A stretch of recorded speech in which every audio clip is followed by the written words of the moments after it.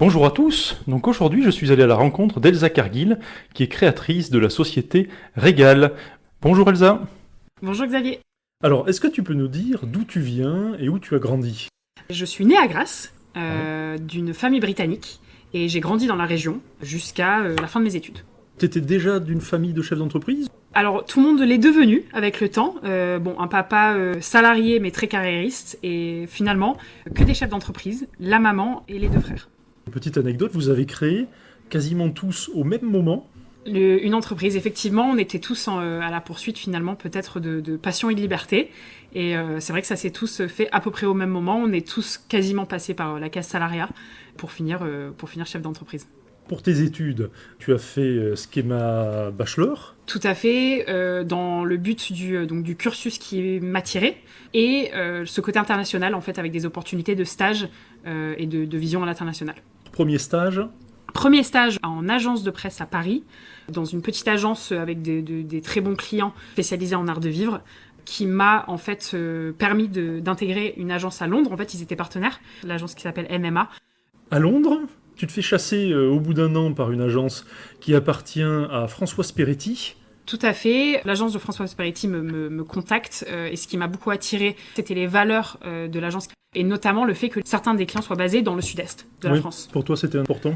Je connaissais la région, on partageait potentiellement les mêmes visions et en plus, cette agence m'a vraiment permis d'avoir une évolution rapide. C'est un peu l'avantage quand on part vivre à l'étranger par rapport parfois à la France où les paliers sont un petit peu longs. Là, c'est vrai qu'en 2 ans, au sein de cette agence, j'ai rapidement grandi. À 24 ans, tu gérais déjà un portefeuille avec des belles entreprises. Tu peux en citer quelques-unes, justement? Oui, alors il y avait l'hôtel Byblos à Saint-Tropez, qui était Ouais. un très beau client, un hôtel Palace. Le Champagne Bureau, qui est le bureau UK du comité Champagne. Riedel, par exemple aussi, c'est des beaux verres de vin pour les restaurateurs. Tu connais une évolution très rapide au niveau de ta carrière, mais il y a toujours quelque chose qui te manque.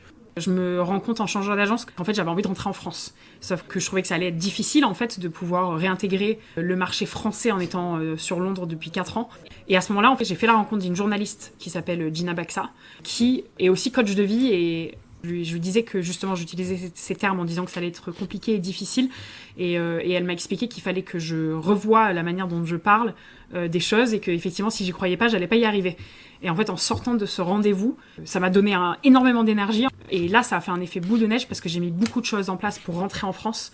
En 3 mois de temps, tu quittes ton boulot à Londres pour te réinstaller où, du coup? À Paris, je travaille à peu près 9 mois où en fait je me rends compte en ayant beaucoup de clients et en étant seule sur ces clients, que finalement peut-être que j'allais pouvoir faire les choses moi-même et pas pour quelqu'un d'autre. Et en plus, au niveau des services que je proposais en ayant eu une formation londonienne, je me différenciais un peu du marché français. Tu as apporté un plus que n'avaient pas les agences françaises, du coup. Oui, en fait, le métier de RP à Londres et je pense dans les villes anglo-saxonnes assez développées, on est beaucoup plus sur un accompagnement à 360 que les agences parfois parisiennes ou françaises qui sont plus sur un accompagnement presse. Alors, un été, tu rentres dans ta famille à Grasse et tu lis un livre qui va sûrement changer la suite de ta carrière. Est-ce que tu peux nous en dire plus? J'ai lu le livre de Olivier Roland. Tout le monde n'a pas eu la chance de rater ses études. Et en fait, il donne des tips assez concrets sur comment se lancer. Et j'ai lu ce livre, j'ai fini le livre en août et je suis rentrée à Paris au mois de septembre et j'ai démissionné. Tu as créé ta boîte directement? Comment ça s'est passé? J'ai démissionné, j'ai négocié une rupture conventionnelle. C'est un système en France pour aider les entrepreneurs à se lancer. En ayant une rupture conventionnelle, on a accès au chômage.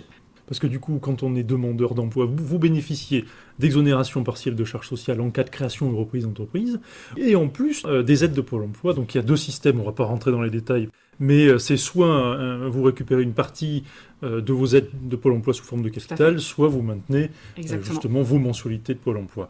Du coup, tu crées ta boîte. Je crée ma boîte et dès le mois suivant, j'ai mon premier client, qui est une distillerie grassoise, qui est donc le Comte de Grasse. Et la distillerie, en fait, crée des spiritueux qui s'inspirent des techniques traditionnelles de la parfumerie, mais utilise des méthodes de pointe, en fait, encore une fois, de par l'accès du développement qui se fait, en fait, dans la ville, qui est donc la capitale mondiale du parfum. Et de mémoire, la plupart des matières premières viennent justement...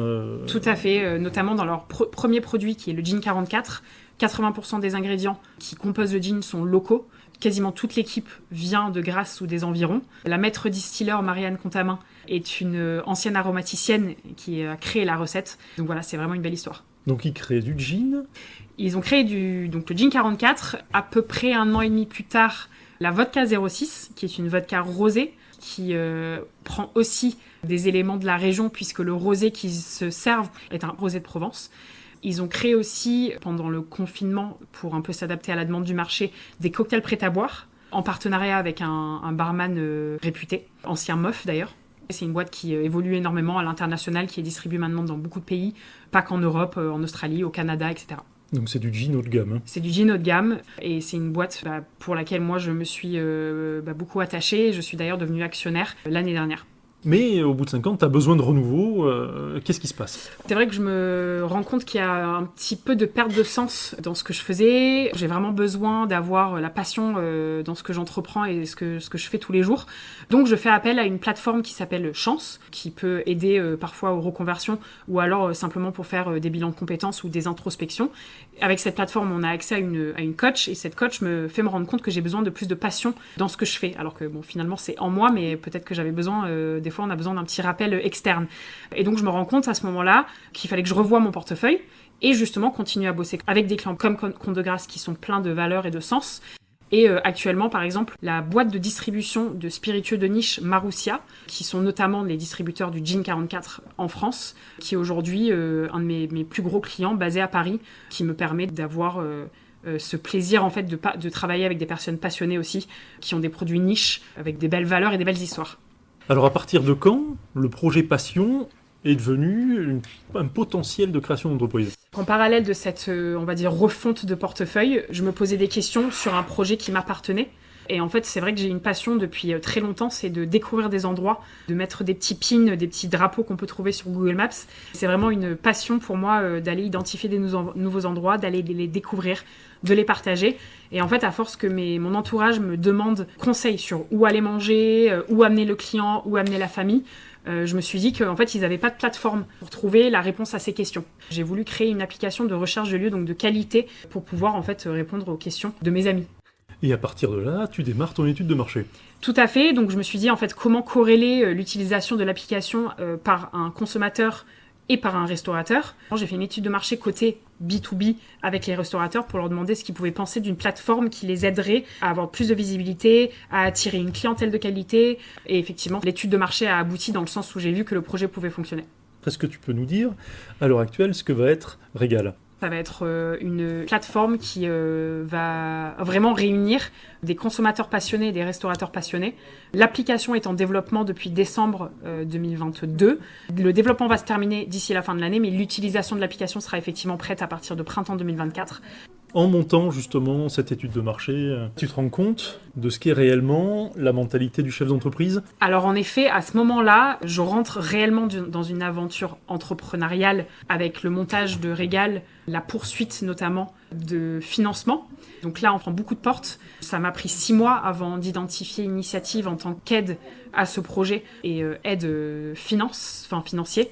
Là, tu avais quoi à financer du coup ? L'application ? Alors une seconde partie de l'application parce que j'avais déjà investi des fonds propres dans le début du développement et puis avoir un petit peu de trésorerie pour aider au développement. Est-ce que tu peux parler un peu de l'accompagnement d'Initiative Agglomération Sophie Antipolis ?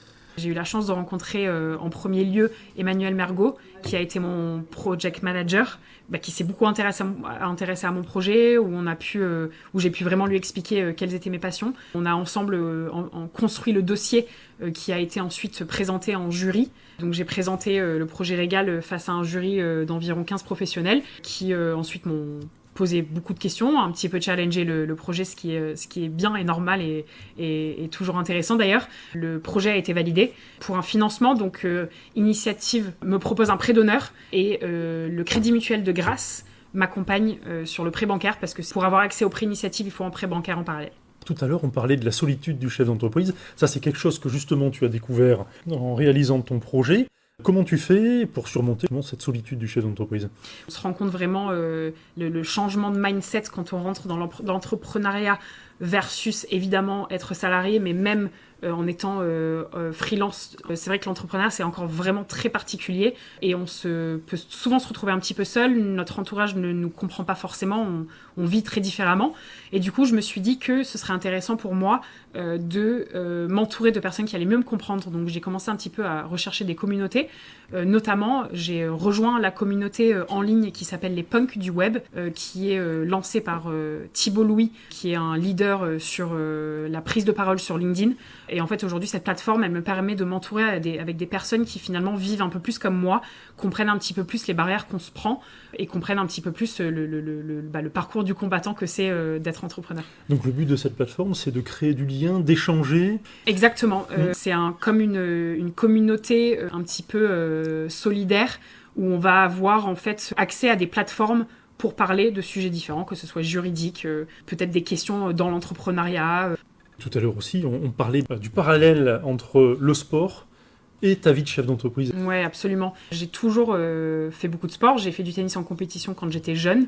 Et en fait, aujourd'hui, le sport reste partie intégrante de ma vie parce que c'est vraiment pour moi non seulement la discipline qu'on doit avoir en tant qu'entrepreneur, c'est-à-dire qu'en fait, on peut plus perdre une journée. En fait, c'est plus comme quand on est salarié et que peut-être qu'on peut avoir une journée où on est un petit peu moins au top de son niveau. Quand on entreprend, finalement, on a vraiment ce besoin d'être au top de sa forme physique et mentale quasiment tous les jours. Et en fait, je relie ça beaucoup au sport, qui est donc une discipline où, pareil, si on veut vraiment voir des résultats ou en tout cas se sentir bien mentalement et se vider l'esprit, c'est au quotidien qu'il faut y aller. Ton actu, tu as candidaté à Travel Camp Sud pour être incubé en 2024 au sein de PACA Est. Donc PACA Est, c'est un incubateur. Tout à fait. Est-ce que tu peux nous dire ce que c'est qu'un incubateur ? Alors les incubateurs, généralement, sont là pour aider les startups ou les jeunes entreprises à être mentorées, entourées des bonnes personnes, accéder à de l'information, à des recherches. Généralement, les incubations vont durer sur un certain temps. Là, cette incubation serait pour l'année 2024 et j'aurai accès donc à des aides équivalent à une certaine somme financière pour aider en fait Régal et son développement. Donc effectivement, là, c'est la toute nouvelle, la nouvelle du jour parce que j'ai appris hier que ma première candidature passait en seconde étape pour être potentiellement après en finale sur une troisième étape et être incubée en 2024. Donc là, il n'y a pas de financement, si je comprends bien. Il n'y a pas de financement, c'est vraiment une équivalence financière, mais en aide et en mentoring. En mentoring, exactement. D'accord, ok. Donc la deuxième étape, ce sera quand ? La deuxième étape, c'est mi-janvier. C'est une journée d'atelier avec des professionnels où je vais pouvoir exposer mon projet, où ils vont pouvoir me challenger, où on va pouvoir en discuter. Et en fait, à la fin de la journée, ils décident si oui ou non je suis éligible à la finale qui se passe à Marseille en février. Tu disais tout à l'heure que ton application serait prête au printemps 2024. Est-ce que tu as justement des conseils pour ceux qui développent ou qui sont en cours de développement d'une application ? Oui, alors c'est vrai que j'ai écouté beaucoup de podcasts et j'ai beaucoup lu à ce sujet avant de me lancer aussi. Je pense que premièrement, vraiment être sûr de s'entourer des bonnes personnes, ça c'est une première chose. La deuxième chose, c'est essayer de ne pas faire affaire aux développeurs en direct et d'essayer de trouver, aujourd'hui on a souvent des équipes de project managers qui eux vont gérer les développeurs parce qu'effectivement on parle pas la même langue, c'est bien d'avoir un pont entre les deux qui vont faire la traduction entre nous ce qu'on veut en tant que créateur d'application et ce qu'un développeur sait faire et peut faire. Tes futurs plans pour 2024, parce que tu fourmilles d'idées, est-ce que tu peux nous en parler ? Oui, alors du coup, dans les plans proches, j'ai une période de commercialisation début 2024 pour remplir l'application pour qu'elle soit prête au lancement. Et effectivement, essayer de gagner cette finale pour être incubé et du coup, préparer une super soirée de lancement quand l'application sera prête. Sur quel type de réseau on peut te retrouver ? Oui, alors surtout très présente sur LinkedIn. Je partage beaucoup sur justement l'aventure entrepreneuriale, personnelle et Régal. Donc sur la plateforme Elsa Cargill et sur la page Régal et sur Instagram. Et d'ailleurs, tu viens de nous animer un atelier en direct du Business Pole à Sophia Antipolis sur le personal branding. Est-ce que tu peux nous en parler en 2 minutes ? Parce que là aussi, tu as changé de mentalité récemment. Effectivement, en fait, au tout début du projet Régal, je voulais vraiment faire la communication et promouvoir Régal en tant que tel, sans forcément me mêler à l'image de Régal. Et en fait, avec le temps, je me suis rendu compte que ça ne pouvait pas fonctionner comme ça, et qu'en fait, j'étais la fondatrice de Régal et que la crédibilité de cette plateforme viendrait uniquement de moi. Si on va croire en Régal, c'est qu'on va croire en moi. Et en fait, je me suis rendu compte qu'il était super important de prendre la parole en tant qu'expert de l'industrie, en étant baigné dedans depuis une dizaine d'années et en étant en fait passionné aussi en parallèle. Et donc effectivement, j'ai fait un travail de stratégie en fait de personal branding, donc d'où l'atelier où je travaille vraiment le développement de ma visibilité en tant que Elsa Cargil, experte en gastronomie, pour le bénéfice du développement de la communauté de Régal. Eh bien écoute, en tout cas, merci beaucoup. Plein de bonnes choses pour cette année 2024 et à bientôt. Merci beaucoup.